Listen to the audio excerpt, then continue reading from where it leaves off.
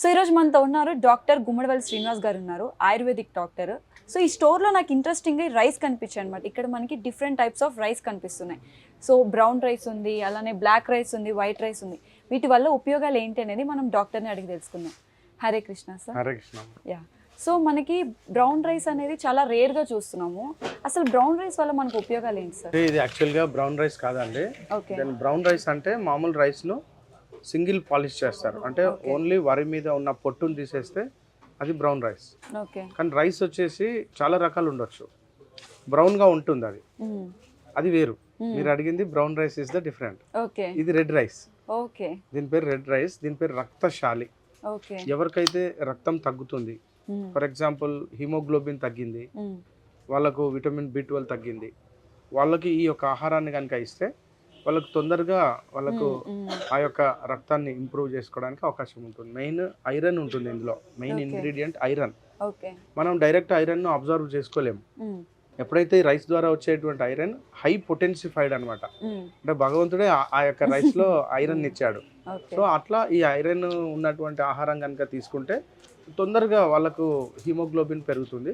మన భారతదేశంలో 195% మంది ప్రజలు, ముఖ్యంగా 195% మంది మహిళలు, పిల్లలకు ఐరన్ డెఫిషియన్సీ ఎనిమియా ఉంది. సో ఐరన్ మనం అబ్జర్వ్ చేసుకోలేకుండా ఉన్నాం కాబట్టి ఈ రైస్ ద్వారా కనుక మనం ఆహారాన్ని తీసుకుంటే మనకు ఐరన్ డెఫిషియన్సీ తగ్గుతుంది. కాబట్టి దీని పేరు రక్తశాలి. సార్ అండ్ నా డౌట్ ఏంటంటే, ఇప్పుడు మామూలుగా మన వైట్ రైస్ అనుకోండి మెత్తగా ఉంటుంది, దీంట్లో మనకు వాటర్ క్వాంటిటీ అయినా సరే ఆ రైస్ ఎలా అనిపిస్తుంది మనకి? అంటే ఇది వచ్చేసి ఒకటి వచ్చేసి మనం ఇది సింగిల్ పాలిష్ కాబట్టి ఫైబర్ ఎక్కువ ఉంటుంది. కాబట్టి ఇది మామూలు ఎలక్ట్రికల్ కుక్కర్ లేదా మామూలుగా వండడానికి టైం తీసుకుంటుంది. కాబట్టి దీన్ని ఫస్ట్ ఏం చేయాలంటే ఒక 3-4 అవర్స్ ముందు నానబెడితే చాలా ఈజీగా అయిపోతుంది. నైట్ నానబెట్టాలి, మార్నింగ్ తీసుకోవచ్చు, లేదా ఉదయం నానబెట్టి సాయంత్రం. సో అట్లా కొంచెం, కానీ ఆప్షన్ ఏంటంటే ఎలక్ట్రికల్ కుక్కర్లో ఉడకడానికి టైం తీసుకుంటుంది, ప్రాబ్లం. అంతే.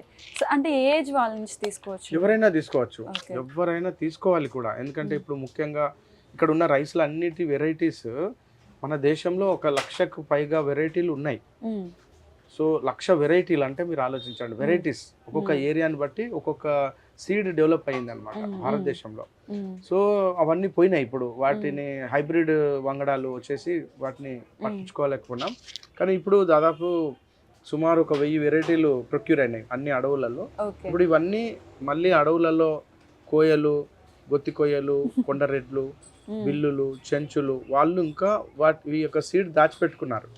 వాళ్ళు యొక్క సివిలైజేషన్ కు దూరంగా ఉన్నారు కాబట్టి, సో ఎప్పుడైతే వాళ్ళ దగ్గర నుంచి మళ్ళీ ప్రొక్యూర్ చేసి మళ్ళీ వీటిని పెంచడం జరిగింది. ఇక్కడ మా దగ్గర ఒక 50 వెరైటీల వరకు ఉన్నాయి. ఓకే సార్, ఇక్కడ మనం చూసుకుంటే వైట్ రైస్ కూడా కొంచెం డిఫరెంట్ గా ఉంది, అంటే గింజ కూడా లావుగా ఉంది. ఇది బహురూపి దీని పేరు. ఓకే. ఇది కూడా అంటే నేటివ్ సీడ్ అనమాట. ఈ ఇక్కడ ఉన్న రైస్లు అన్నిటి స్పెషాలిటీ ఏంటంటే మన దేశీ సీడ్.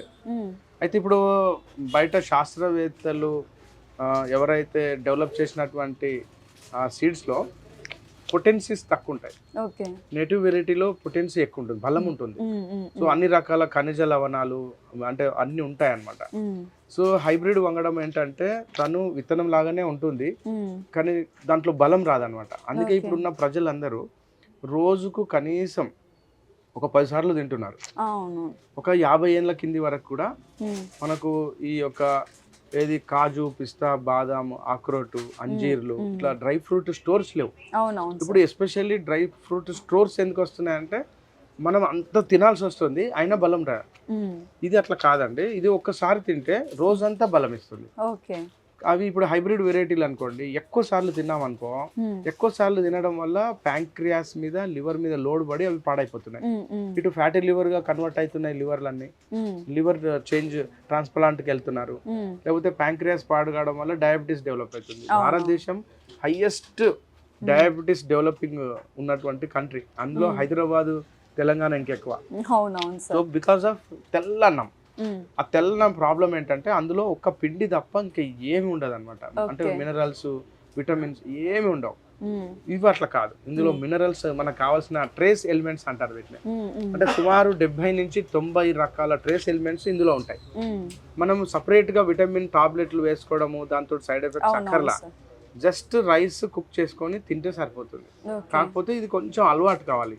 ఓకే టేస్ట్ ఒక్కొక్కటి ఒక్కొక్క రకంగా ఉంటుంది. ఓకే ఇప్పుడు మనము ఇప్పుడు నేను చెప్పే 1000 వెరైటీలలో 1000 వెరైటీల టేస్ట్ వేరే ఉంటుంది, ఓకే ఆ బలం వేరే ఉంటుంది. ఓకే ఇప్పుడు ఎవరికైనా అంటే నారాయణ కామిని అని ఉంది, కుల్లాక్కర్, ఇట్లా ఎన్నో రకాల పేర్లు చెప్పొచ్చు. ఆ పేర్లు లోకల్ వెరైటీతో ఉంటాయి.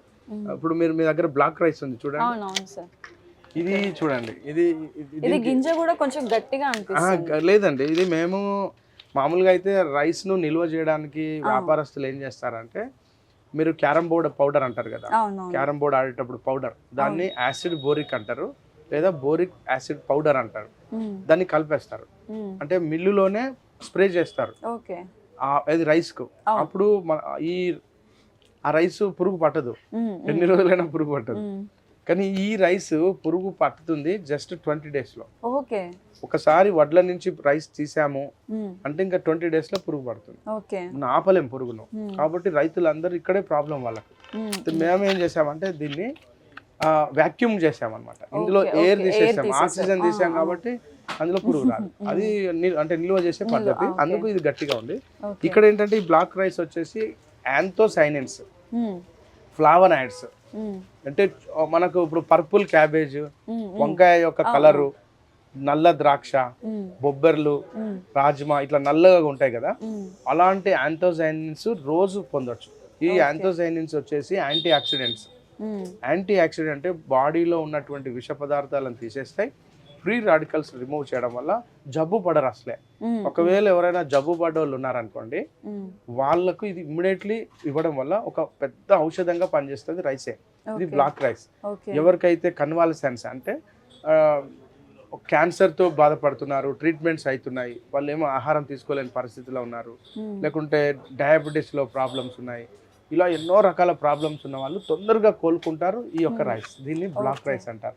ఓకే సార్, డౌట్ ఏంటంటే ఇప్పుడు అది బయటకు ఒకటేనా లేకపోతే లోపల కూడా మీరు విరిచేస్తే లోపల నల్లగా ఉంటుంది. ఓకే కాకపోతే దీన్ని ఏంటంటే ఎక్కువ తినలేం కాబట్టి డైలీ మామూలు రైస్లలో ఒక స్పూన్ కలుపుకోవాలి.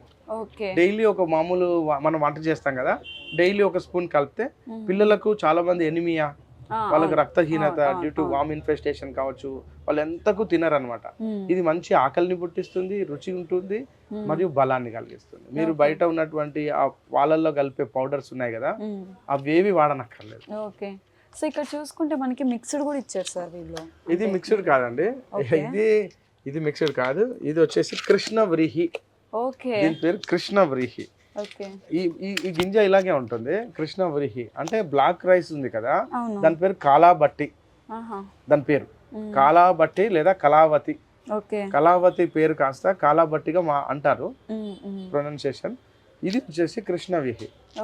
ఇది కూడా సేమ్, దానికి దీనికి పోలిక ఉంది. అది వచ్చి ఒరిస్సా అడవులలో, ఇది వచ్చేసి వెస్ట్ బెంగాల్ అడవులలో. సో మనకి రైస్ తీసేటప్పటికి అట్లా కలర్స్ డిఫరెన్స్ అంటే వరి పొట్టు గనుక ఎప్పుడైతే వరి పొట్టు తీస్తామో అప్పుడు ఈ కలర్ లో ఉంటుంది రైస్. ఇవన్నీ 2 సంవత్సరాల పాత బియ్యాలు, 2 సంవత్సరాల పాటు నిల్వ పెట్టినటువంటి బియ్యము, మరియు single polish and desi seed. ఇంకా చెప్పాలంటే ఏవి కూడా కెమికల్ లేకుండా పండించినాయి. అంటే ఆవు పేడ, ఆవు మూత్రంతో సేంద్రియ అంటాం కదా, సేంద్రియంగా పండించినాయి. సో దీంట్లో ఎటువంటి నష్టం లేదనమాట. ఇది నల్లగా ఉన్నా తెల్లగా ఉన్నా ఎలా ఉన్నా తినొచ్చు. తెల్ల ఏంటంటే ఇవి చిట్టి ముత్యాలు, దీని పేరు చిట్టి ముత్యాలు. సన్నగా ఉంటాయి, సన్నగా ఉంటాయి. ఇది ఒక వెరైటీ. ఒక్కొక్క దానికి ఒక మెడిసినల్ ప్రాపర్టీస్ కూడా ఉన్నాయి. ఇప్పుడు మీరు రక్తశాలి ఉంది, ఎవరికైతే PCOS ఉంది, ఎనిమియా ఉంది, వాళ్ళు పీరియాడికల్గా ప్రాబ్లం ఉంది, హార్మోనల్ ఇంబ్యాలెన్స్ ఉంది, రక్తశాలి వాడాలి. ఎవరైనా క్యాన్సర్స్ తోటి 4th స్టేజ్ తోటి పోరాడుతున్నారు, వాళ్ళు బ్లాక్ రైస్. ఈ రక్తశాలి ఇది ఒక రకం. ఇట్లా ఇది కృష్ణవ్రీహి. ఇట్లా వెరైటీస్ మీకు ఇక్కడ ఇవి కూడా ఉన్నాయి. మిల్లెట్స్, ఇదివరకు మిల్లెట్స్ వచ్చేసి అన్పాలిష్డ్గా దొరికేది అనమాట, దాన్ని జీర్ణం చేసుకోకపోయేది మన వాళ్ళు. సో వీటి వల్ల యూజెస్ ఏంటి సార్? యూజెస్ ఏం లేదండి. ఇప్పుడు యాక్చువల్గా చాలా మందికి కార్బోహైడ్రేట్ క్రేవింగ్ పెరిగిపోయింది బికాస్ ఆఫ్ న్యూట్రిషియస్ వాల్యూ లేనటువంటి ఆహారమే ఉంది బయట. అంటే బయట తీసుకునేటువంటి ఆహారంలో పూర్తిగా కెమికల్స్ వేసి వాళ్ళు పండిస్తున్నారు కదా, అక్కడ ఆ కెమికల్ వేసినప్పుడు ఎటువంటి న్యూట్రిషన్ ఉండదు. అప్పుడు వాళ్ళు పదే పదే తినాల్సి వస్తుంది, పదే పదే తినాల వల్ల డయాబెటీస్ వస్తుంది. సో డయాబెటీస్ను కంట్రోల్ చేసుకునేటి ఇవన్నీ, అంటే ఇవన్నీ తీసుకుంటే డయాబెటీస్ ఆటోమేటిక్గా కంట్రోల్ అవుతుంది. ఓకే, అంటే ఇక్కడ మనకి మిల్లెట్స్ కూడా డిఫరెంట్ టైప్స్ యా, ఉన్నాయి. కొర్రలు, ఊదలు, అండు కొర్రలు, సామలు, ఓకే, అరికెలు, వరిగెలు, ఇవన్నీ ఉంటాయి ఇక్కడ. మొత్తం మనకి మిల్లెట్స్ లో అసలు ఎన్ని రకాలు ఉంటాయి సార్? చాలా రకాల మిల్లెట్స్ ఉన్నాయి. కనీసం మనకి ఇప్పుడు సేకరించిన వాటి ప్రకారంగా ఒక 70 రకాల మిల్లెట్స్ ఉన్నాయి ఇండియాలో. కానీ ఇప్పుడు మనకు అవైలబుల్ గా ఇక్కడ మాత్రం ఒక 10 రకాలే ఉన్నాయి. ఓకే, సో నార్మల్ గా చాలా మంది రైస్ తినకుండా నైట్ టైమ్స్ జొన్న రొట్టెలు అవి తింటూ ఉంటారు. సో ఇక్కడ కూడా మనకి జొన్నలు 2 రకాలు జొన్నలు, పచ్చ కనిపిస్తున్నాయి. జొన్నలు, తెల్ల జొన్నలు, ఇవన్నీ సేంద్రియంగా పండించినవి మరియు దేశీ విత్తనం. పచ్చ జొన్నకి తెల్ల జొన్నకి డిఫరెన్స్ ఏంటి సార్? పచ్చ జొన్న వచ్చేసి అంటే బాగా అంటే చేదుగా ఉంటది. ఓకే, అందులో అంటే xanthocyanins అన్నాను కదా, అంటే అందులో ఫ్లావనాయిడ్స్ ఎక్కువ కాబట్టి రుచికి చేదుగా ఉంటది, కానీ చాలా బలం. తెల్ల జొన్న అంటే సిటీ పీపుల్, కొంతమంది సున్నిత మనస్కులు ఉన్న వాళ్ళు ఆ తెల్ల జొన్న ఇష్టపడతారు. పచ్చ జొన్న రొట్టె ఔషధకరంగా చాలా మంచిది. సో చూస్తున్నారు కదండి మనకి రైస్లో ఎన్ని రకాలు ఉన్నాయి. శ్రీనివాస్ గారు దాన్ని చాలా ఇన్ డీటెయిల్గా మనకి ఎక్స్ప్లెయిన్ చేశారు. ఎవరికైతే హెల్త్ ఇష్యూస్ ఉన్నాయో వాళ్ళు మేజర్గా అంటే క్యాన్సర్స్ వల్ల కానీ, లేకపోతే బ్లడ్ హిమోగ్లోబిన్ తక్కువ ఉన్న వాళ్ళకి ఏ రైస్ అనేది ఎట్లా యూస్ చేసుకోవాలనేది సార్ మనకి క్లియర్గా చెప్పారు కదా. సో నెక్స్ట్ టైం నుంచి మీరు ఇలాంటి హెల్త్ ఇష్యూస్తో ప్రాబ్లమ్ ఫేస్ చేస్తే మాత్రం ఈ రైస్ని అయితే ప్రిఫర్ చేసుకోండి. Thank you.